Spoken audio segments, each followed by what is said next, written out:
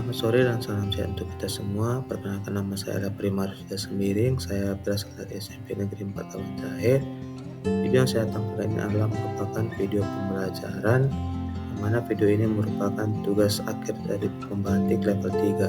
Semoga video ini dapat bermanfaat bagi kita semua. Video ini merupakan video untuk mata pelajaran pendidikan agama Kristen kelas 8 yang bertema Allah berkarya melalui perkembangan teks.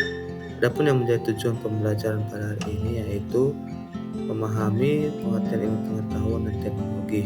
Kedua, mengetahui perkembangan iptek sebagai bagian anugerah Allah. Yang ketiga, menunjukkan sikap syukur atas perkembangan iptek. Sebelum kita mulai ke pembelajaran, alangkah baiknya kita menjawab pertanyaan pemantik berikut ini. Berdasarkan gambar di bawah ini, apa yang terlintas dalam pikiran kalian? Silakan jawab menurut pengetahuan kita masing-masing.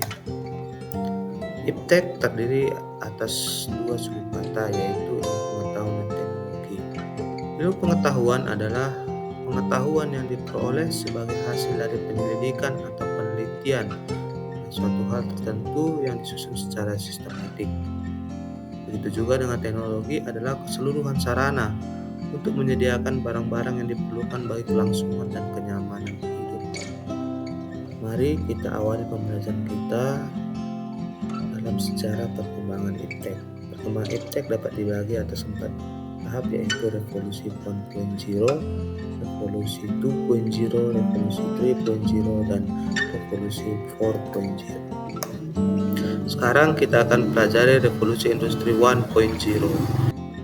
Jadi revolusi industri 1.0 adalah era yang terjadi pada abad ke-18 pada tahun 1760 sampai 1840. Pada kisaran tahun tersebut, penemuan mesin uap oleh James Watt merupakan awal terjadinya era ini di tanah Inggris, sehingga membawa perubahan besar di berbagai sektor. Selanjutnya kita akan pelajari mengenai revolusi industri 2.0.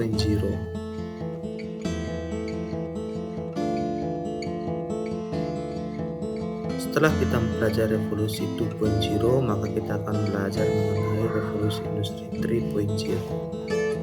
Revolusi industri 3.0 adalah era yang terjadi sekitar awal abad ke-20 1970-an dan dipicu oleh perkembangan mesin-mesin pintar berbasis teknologi otomatisasi yang perlahan menggantikan peran-peran manusia di lapangan.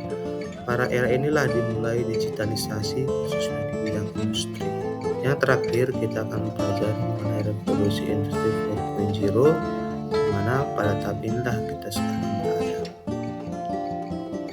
Revolusi industri 4.0 adalah era yang saat ini kita jalani, di mana pengembangan teknologi lebih lanjut seperti internet berkecepatan tinggi, komputerisasi, microchip, IoT, dan kecerdasan buatan, machine learning, deep learning, cloud analytics, bahkan kendaraan otonom yang merevolusi setiap proses, mulai dari produksi hingga distribusi dan fokus pada keberlanjutan.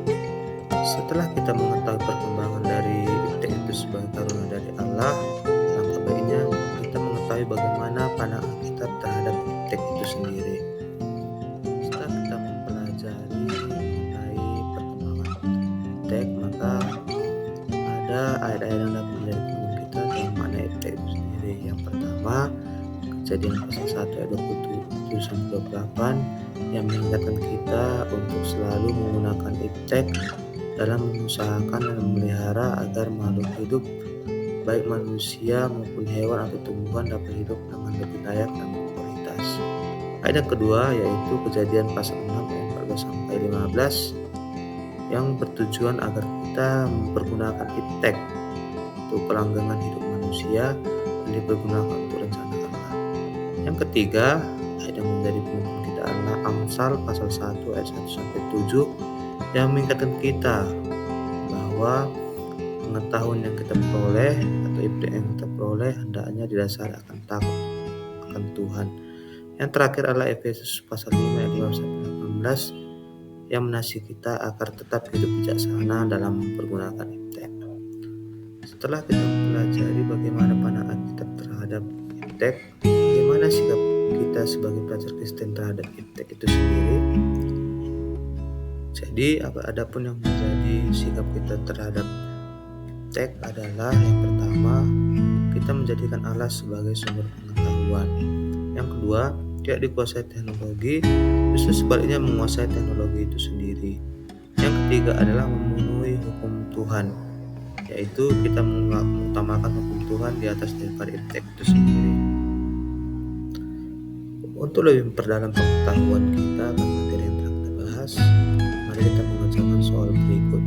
Yang pertama, menurut kalian bagaimana seharusnya kita mengembangkan iptek agar berguna secara tepat? Yang kedua, mengapa kita perlu pengenalan akan Tuhan dalam menanggapi perkembangan iptek saat ini? Dan yang ketiga, hal apa yang akan kita lakukan jika temanmu tidak bisa dalam menggunakan iptek? Mari kita mengerjakan tugas ini dengan baik dan benar. Sekian video pembelajaran pada hari ini. Semoga video ini dapat bermanfaat bagi kita semua. Sekian dan terima kasih.